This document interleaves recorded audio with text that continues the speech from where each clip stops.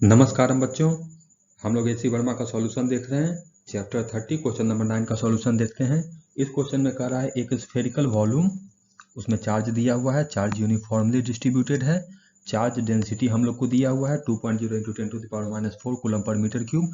हम लोग को इलेक्ट्रिक फील्ड कैलकुलेट करना है, जो एक पॉइंट है 4.0 सेंटीमीटर कहाँ से, सेंटर से, उस पॉइंट पे हम लोग को इलेक्ट्रिक फील्ड कैलकुलेट करना है और वो पॉइंट जो है वो वॉल्यूम के इनसाइड है। ये हम लोग को क्वेश्चन में दिया हुआ है।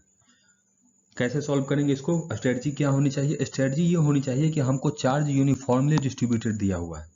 यूनिफॉर्मली डिस्ट्रीब्यूटेड है मतलब उसमें एक खास तरह का पैटर्न होगा। जब पैटर्न होगा तो गॉस लॉ यूज करना ज़्यादा आसान है।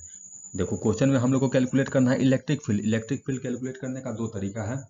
अभी हम लोग दो तरीका पढ़े हैं। एक कूलम्ब्स लॉ यूज करके हम लोग फील्ड कैलकुलेट कर सकते हैं, दूसरा गॉस लॉ यूज करके हम लोग फील्ड कैलकुलेट कर सकते हैं। तो यहाँ कूलम्ब्स लॉ लगाना ठीक नहीं होगा, गॉस लॉ लगाना ठीक होगा। कैसे पता चला गॉस लॉ लगाना है? क्योंकि यूनिफॉर्मली डिस्ट्रीब्यूटेड दिया है, इसलिए।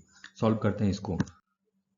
कुछ इस तरह का सिचुएशन है। ये स्फीयर जो है यूनिफॉर्मली चार्ज डिस्ट्रीब्यूटर दिया हुआ है। हम लोग को 4.0 सेंटीमीटर इस पॉइंट पे इलेक्ट्रिक फील्ड बताना है कितना होगा।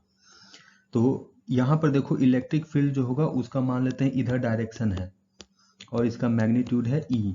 यहाँ पे एक छोटा सा एरिया मान लेते हैं ds। इसी तरह से यहाँ पर अगर एक छोटा सा एरिया ds मानेंगे तो यहाँ इलेक्ट्रिक फील्ड जो होगा वो इस डायरेक्शन में होगा, लेकिन मैग्नीट्यूड मेरा ई ही होगा। वो इसलिए क्योंकि सेंटर से डिस्टेंस इस पॉइंट का और इस पॉइंट का सेम है और चार्ज यूनिफॉर्मली डिस्ट्रीब्यूटेड है, तो फील्ड जो होगा वो रेडियली आउटवर्ड होगा इस केस में। इसी तरह से इस पॉइंट पे अगर कंसीडर करोगे तो डिस्टेंस सेंटर से सेम है, तो इलेक्ट्रिक फील्ड इस डायरेक्शन में होगा। डायरेक्शन अलग होगा लेकिन मैग्नीट्यूड सब जगह सेम होगा। तो हम इस चीज का यूज करेंगे। इसके लिए क्या करते हैं, एक गॉसियन सरफेस मान लेते हैं ये मेरा गॉसियन सरफेस है।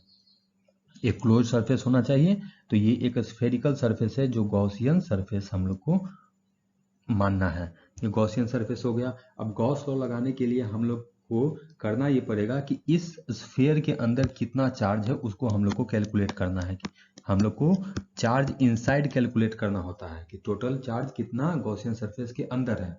तो इसके अंदर चार्ज कैलकुलेट कर लेते हैं। तो इस स्फीयर का वॉल्यूम कितना होगा? इस स्फीयर का volume equal to 4/3 pi into r cube. हमको इस पॉइंट पे कैलकुलेट करना है फील्ड।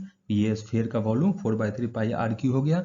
तो जो चार्ज इनसाइड होगा वो हमको वॉल्यूम चार्ज डेंसिटी रो दिया हुआ है into we.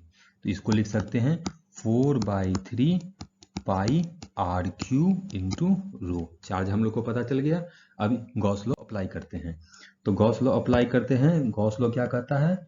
Integration over a close surface of e dot ds equal to charge inside divided by epsilon not.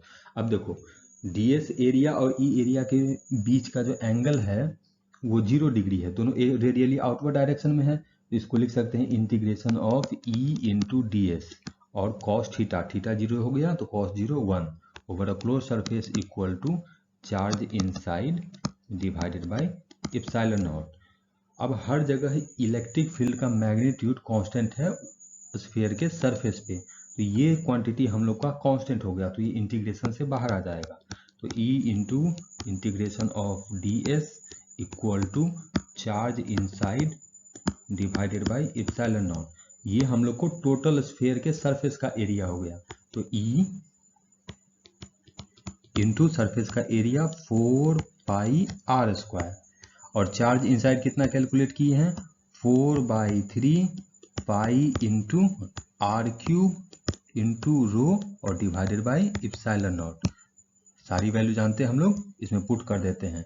तो 4 पाई से 4 पाई कैंसिल हो गया, ये से ये कैंसिल हो गया। तो E equal to rho into r divided by 3 epsilon naught. Rho की वैल्यू दी हुई है 2 इंटू 10⁻⁴, आर 4 सेंटीमीटर तो 0.04 मीटर डिवाइडेड बाई 3 और एप्सिलॉन नॉट की वैल्यू 8.85 इंटू 10⁻⁻12। ये आ गया हम लोग को 3.0 इंटू 10⁻⁵ न्यूटन पर कूलम, ये आंसर हो गया।